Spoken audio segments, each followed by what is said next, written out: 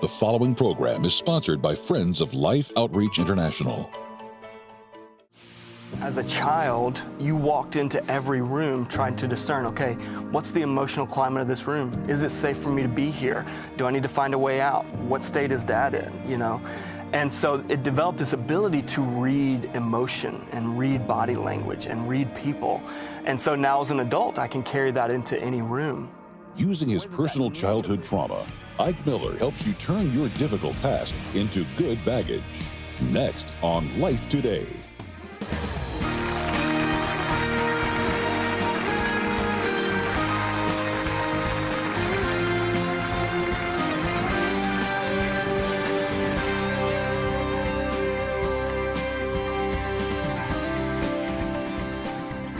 Welcome to Life Today. I'm Randy Robinson. Tammy Trent is with me. How you doing, Tammy? I'm good today. Well, good. Today's Nice a good day. I have friends, you probably have some friends like this too, Okay. who have made mistakes in their past. And they feel disqualified from, being any type of spiritual influence or leader. And it breaks my heart. I literally have a friend that I think is called to ministry, but he's not there because of a divorce. Really? Yeah. Oh, yeah. Oh, I Yeah, hate that for him. And the past can haunt us in so many ways. Maybe it's something we did. Maybe it's something that was done to us. And we have this, what we call baggage. And we think, I can never do what, I think maybe God's called me to do. Well, we're going to hopefully change your mind today. Ike Miller is our guest, and he has a book called Good Baggage. And it covers a wide array of past issues and hurts. And we're going to encourage you to say, you know what? God can work all things together for good. And if all things in our life are good, that ain't much of a miracle in that. So I can have some good baggage? Is that what I hear you saying? What we're saying is God can take the worst and make something good out of it. Good. Welcome to Life Today, Ike. Thank you so much for having me. So good to have Looking you. forward to this conversation. Was that a decent setup for you? It was wonderful. Absolutely. Yeah. With the title, people are always like, what are you talking about? Sure. Good baggage isn't always bad, Right. So it at least piques interest. Okay. Yes, so for sure. now, is this something that is just theory, or is this something that you have lived? It is certainly something I've lived. It's the process of me working through my own baggage, seeing the ways that it was hurting my relationships, and working to heal from that. But in my journey, what I realized is there was a lot out there to help me understand why I was the way I was. But I was beginning to discern that maybe there's some things that my childhood put in me that actually I can use for the good of my relationships. And I didn't see a lot out there about that. And so I was like, well, let me explore this. Let me dig into this a little bit and the ways that this plays out. And so that's when this idea of good baggage came into the picture. Wow, so tell me about your baggage. Yeah. Tell me about all the good and bad stuff, the baggage of your life. How did you get to that place of realizing that there's something that I'm doing here that is not right, or there's something broken that I need to fix? How far back do I go to figure that out? Yeah, so the background of my story is my father had what we would clinically call a alcohol use disorder or alcoholism. And that led to lots of brokenness in my family of origin, ultimately my parents' divorce. And so I saw all of the chaos of that, experienced some abuse in the process. And I joke that when I was in my early 20s, I kind of thought I'd escaped all of it, the effect of all of it. Yeah. But when I got married is when I realized, no, I have not escaped it. Wow. And especially kind of over the last 5 years where Sharon and I have led a church together, and during the pandemic, which is kind of like this vice that I think it forced a lot of our junk to the surface, you know? Yeah. And realizing that I was carrying a lot that I really needed to work through from my childhood. And in particular, this feeling that I felt to manage how everyone felt about me. Really? That was a huge part of it. Was everybody around me happy with me? And as a pastor of a community of people, that's a lot of people to keep happy with you. Right, yes. And ultimately, I reached a point where I was just crushed by the weight of trying to fix everyone's feelings and emotions. And the pandemic, like I said, really brought that to the surface because it was a season where, as a leader, you're making decisions for lots of people. And at the end of the day, somebody's going to be upset with you. And I just found myself crushed by the weight of it. So through the dysfunction of your childhood, did you find that you became a people pleaser? Yeah, absolutely. Did you find that you took maybe responsibility for some things that weren't your responsibility? Yeah, so a major impact of someone who is around an alcoholic in particular, but many different dynamics of dysfunction, is you develop codependency. Okay. And codependency, one psychologist describes it as a trauma-related loss of self. And what they mean by that is at some point we went through something where we had to be someone other than ourselves in order to survive, survive emotionally, mentally, even physically. And what happens in that process, for me with my father, always wanting to make sure he was happy with me, who do I need to be to make sure that he's happy with me, that left me with no sense of who am I. I don't know who I am apart from who I am to him. And so then you carry that into every relationship you go in of who do they want me to be? Who do I need to be so that they're happy with me? And because it's a coping mechanism, we don't even realize we're doing it until we feel the negative effect of it. How can that possibly be positive? That's a great question. That's a great question. You know, one of the things my wife said to me several years ago is she said, you have this incredible ability to read people and this incredible ability to read emotion. And she's like, we'll walk into a room together and you'll notice something about somebody and she's like, I'm completely oblivious to it. And as I began to do my own work in this, what I realized is, as a child, you walked into every room trying to discern, okay, what's the emotional climate of this room? Is it safe for me to be here? Do I need to find a way out? What state is Dad in, you know? And so it developed this ability to read emotion and read body language and read people. And so now as an adult, I can carry that into any room. And the way that that negatively affects us is we tend to take responsibility for those emotions then. Yes. Right. I need to fix it. You need to fix it. Yeah. But if you can disarm that, it becomes a powerful tool for empathy, to be able to walk into a room, for me as a pastor, and to be able to discern, okay, something's off. They're not feeling well today. Let's have a conversation about that. Or walking into the house at home at the end of the day and can tell, Sharon, something's on her mind, something's bothering her. It gives me kind of a superpower to tap into that a little bit. I'm sorry. You know what's crazy? That is my dad. Grew up in a dysfunctional home, alcoholism, always trying to be something. And he can walk in a room and spot the need. And it has led to ministry opportunities that, I mean, 99% of us would have completely missed because we don't see that. Has it led to ministry opportunities for you? It certainly has. Yeah. I mean, even just my passion around counseling in ministry. I love the pastoral counseling side of things. And I think some of it is because I feel this almost immaterial connection with people that allows me to really pastor them through some hard things. Yeah. And so, certainly. That's why. I feel like you're reading me. We don't do that on this show. We're in your head. We're in your head. Tell me what's wrong with me. So how do you sort through like all of the baggage, like discarding the bad and keeping the good? Like, how do you even know at this point, Ike, in your life? Like, you obviously went through this as a kid. You sorted through it. You got married, and all of a sudden, like, you were feeling like something's not right here. Maybe even your wife said, babe, something's not right here. I don't like the way you're responding to this. Yeah. How did you get to a place, like what tools could you give somebody that's like, I've got baggage and it kind of keeps following me every season of my life. How do I sort through that to get rid of the bad and to let maybe even some of the bad teach me something? Like, how do we figure that out? Yeah, so one of the things that might be helpful is understanding that when we talk about baggage, oftentimes what we're talking about is a coping mechanism that we developed in a dysfunctional relationship that we then carry into a relationship that doesn't need that coping mechanism. Okay. And so there it begins to wreak havoc because it doesn't fit in the relationship.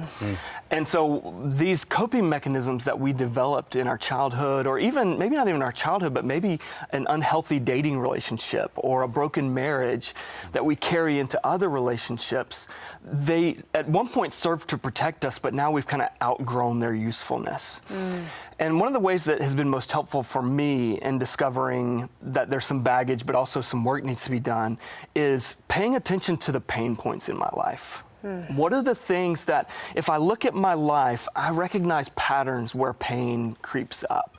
So to give you an example, one of the things that Sharon and I discovered in our marriage through, lots of great conversations was that I can be very defensive. At times. I can struggle with defensiveness.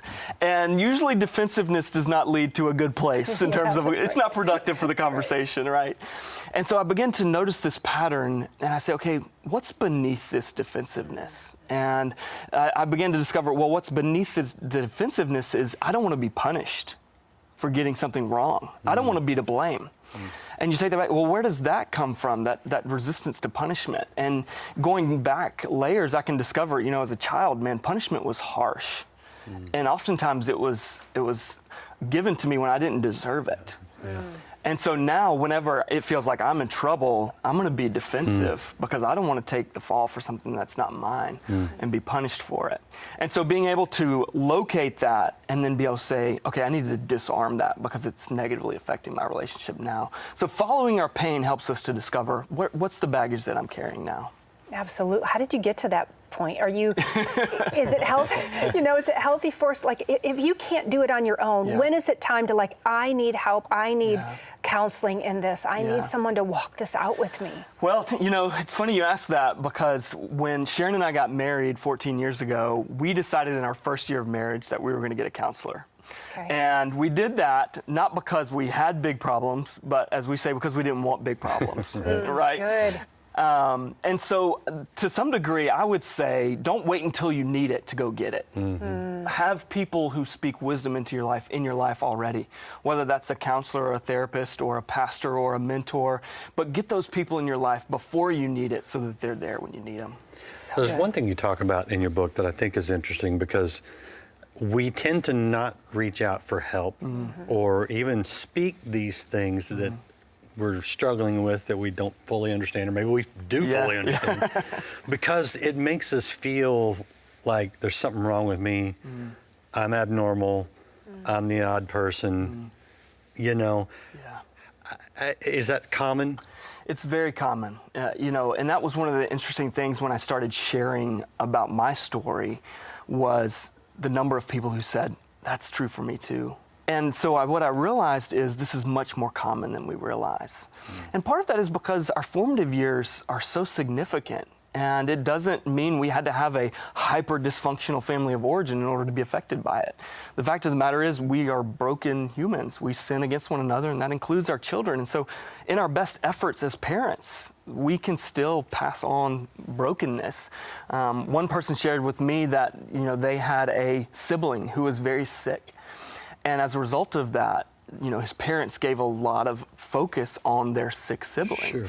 But what that communicated to him was, it's never okay for me to be not okay. Wow. Because they don't have the time and energy. Yes. It has to be focused on him. And, those parents, I know, were doing their very best. Right. And yet, we can't do this perfectly. And so what I've gone to is, my assumption is we've all got stuff. We've all been through some stuff at some point. And so let's just bring it out in the open. Let's be honest about it, because we're not going to experience healing until we start talking about it with somebody. How do we create healthy relationships if all we've ever been used to is something that's toxic? Yeah, it takes a lot of introspective work. It takes a lot of willingness to step back and say, what are the ways that I am creating brokenness in my relationships? I think. I like that. What are ways that I'm creating brokenness? Yeah.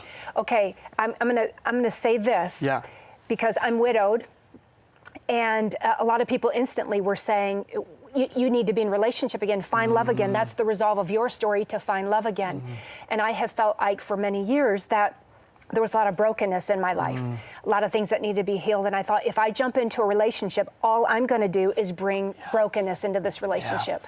So I think I like when you said that, because I think sometimes we need to step back and look at myself, look at ourselves, and say, what is it in me that I need to make sure is fixed? If I want a healthy relationship, I've got to make sure this is fixed. Now, I haven't jumped into some relationships because I'm like, that's not going to be good because I'm not healthy. This is going to be a problem because I've got to fix this first. So I've waited many years, but Tell me more about that. Like, how do we recognize in ourselves, like, you got something to fix? Yeah. Because some people also say, I'm so perfect. I'm good. I'm gonna contribute so much to this relationship. You're gonna be so blessed. But how do you know when you've got something that needs to be fixed? Again, I think it goes back to those pain points. You know, pain is always trying to tell us something. It really is. And so we need to at least take the time to ask, what is it telling me? Sometimes we know very quickly what it's trying to tell us. Sometimes we have to go down a few layers because what's expressing itself on the surface is really the symptom of something. Is there still healing in the pain? In other words, if I feel this pain long term, is it a sign that I'm not healed? Or can somebody find healing and still be triggered by those pain points? Because they might think, I'm still feeling this, I'm okay, but I still feel these triggers of pain, so am I not healed? Am I still broken? Yeah, you know, it's certainly a journey. And I think what causes things to come back up again is when maybe we're familiar with a certain dynamic.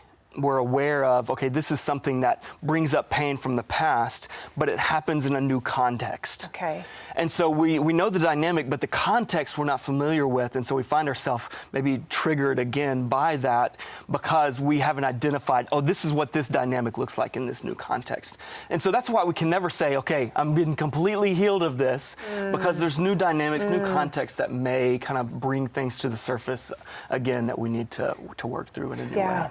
Yeah. Are you suggesting that it's okay to be in relationship with others, even when you have some baggage coming into the relationship, because we need each other to work it out sometimes? Well, the fact of the matter is, if we all waited till we had no baggage, none of us would be in relationships. I know, right? And so it's really Why about... were you doing that, Randy? I don't know what you're talking about. I saw that out of the corner of your eye. I may be a little defensive here. I didn't do that. But very much, it's about the willingness to acknowledge when we have it, not so much being free completely of ever having it. So good. Okay. Willingness to acknowledge, like I have some broken parts. You can work with that. Yes, absolutely, you can work with that. Here's the question, because some people, you know, they're watching this and they're going, yeah, but Ike, you don't have any concept of the depth of my trauma and my baggage. And, you know, I'm glad it worked for you, but there's not really any hope for me. What do you say to that person?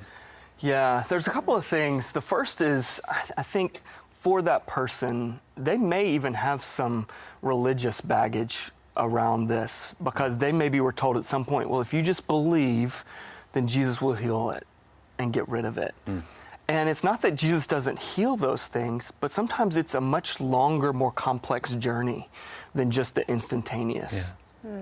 And so what I communicate to folks when they bring that to me is to say that a part of our healing sometimes is not just so we get to the place of healing, but that our healing journeys are often also a process of learning. There's some things that we can only learn through that process of healing, that if we're just healed immediately, we're not going to learn that. That's true. And so some of it may be that a part of our journey is the learning that takes place. For others of us, we have experienced incredible trauma, and we as human beings are incredibly complex. That it's not just spiritual, it's emotional, it's physical. You know, we carry trauma in our bodies, and our bodies respond to things even though our minds know it's safe, right? And so a lot of times it's much more complex. But what I say to people is that, first of all, it's better to start this journey now than to never start at all. Because even if you never get to the finish line, because none of us ultimately are completely healed, our relationships will be much better off because we started the journey now. The other thing I'll say is, within the framework of the Christian faith, we serve a crucified and resurrected Messiah. Which means if he can bring someone back from the dead, he can bring healing to our trauma. Nothing is beyond hope. And so what I say is, our pain is just pain waiting on the promise of healing, and that our pain has its own promises in it. And my encouragement to people is to know that if your story's not over, God's not done.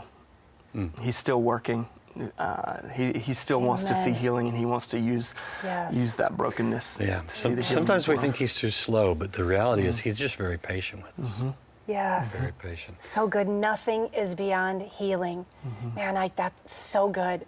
I think of people that we serve in the mission field too, Randy, and that same that same saying applies to them. Nothing is beyond healing. Nothing is beyond hope.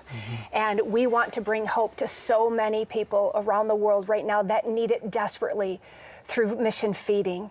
Take a minute and watch this.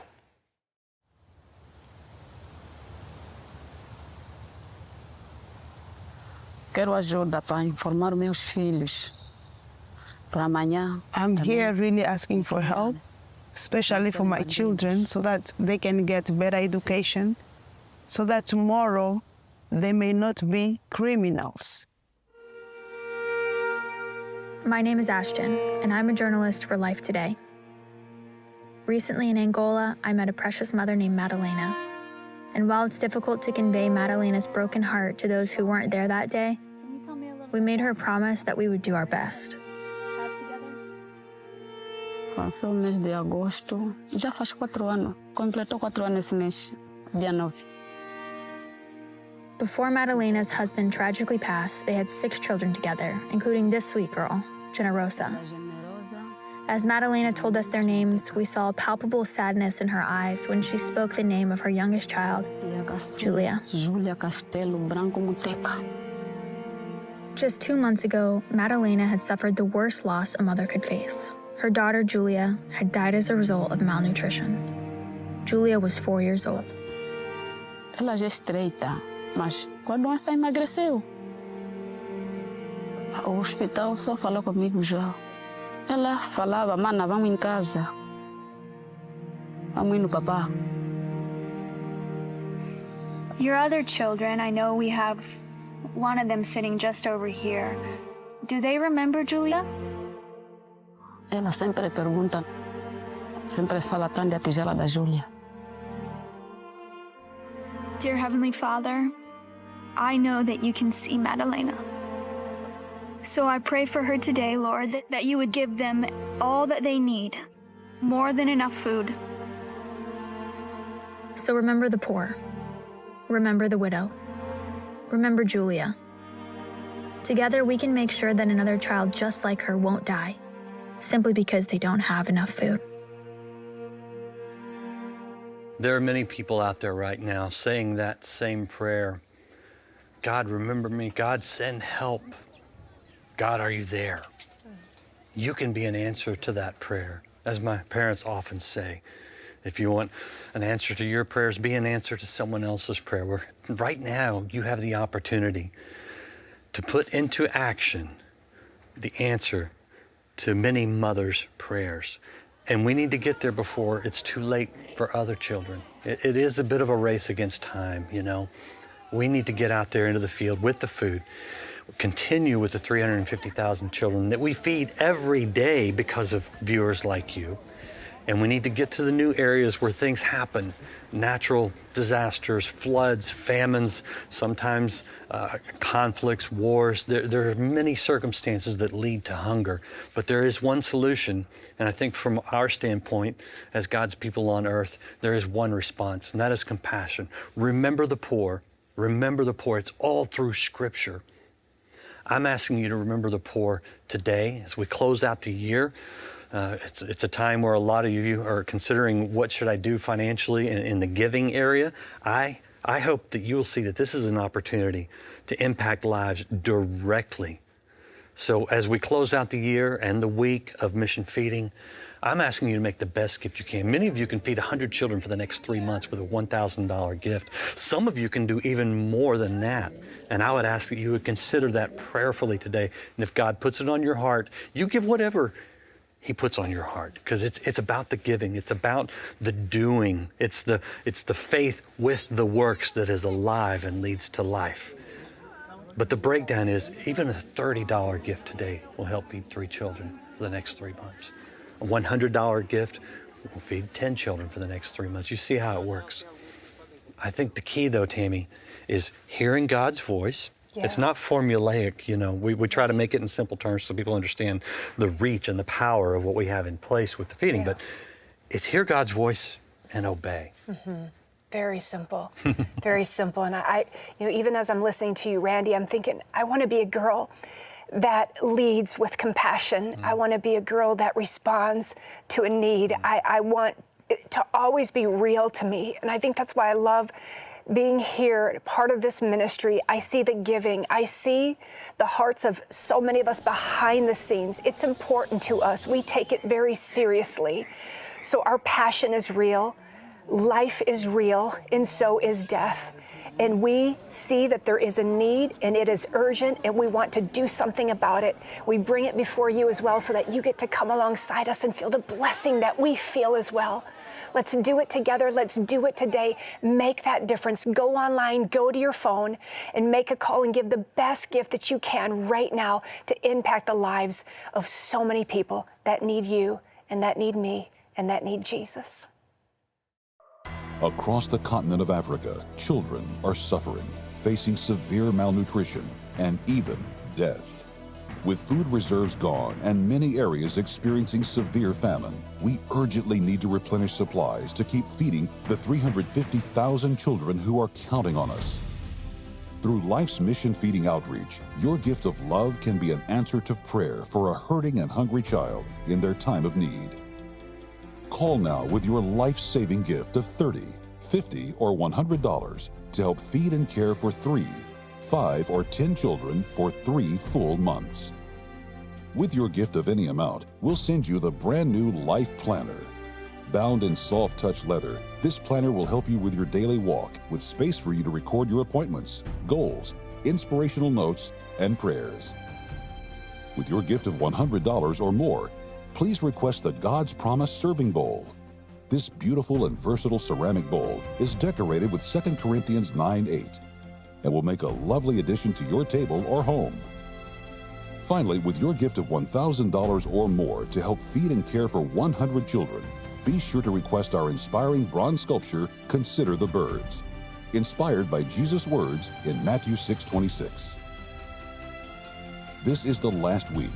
Please call, write, or make your gift online.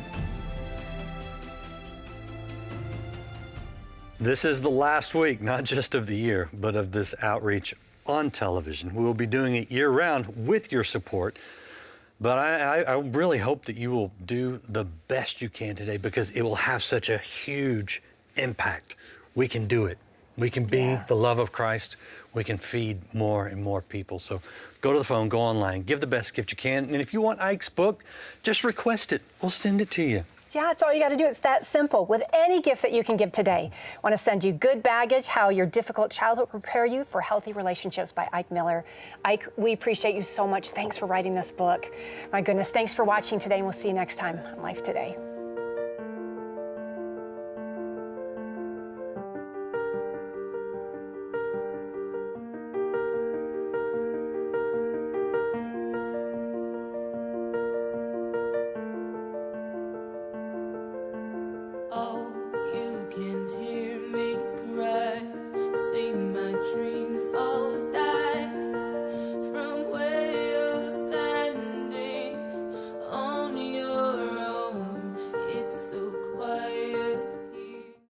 I always say church hurt is the worst kind of hurt because it's like getting stabbed in the back while you're looking the person in the eye. Finding hope and healing through perseverance, tomorrow. Life Today is made possible by the supporters of Life Outreach International. Your gift will be used exclusively for the exempt purposes of life. The ministry features specific outreaches as examples of the programs it supports and conducts. Gifts are considered to be without restriction as to use unless explicitly stipulated by the donor. The ministry is a member of the ECFA.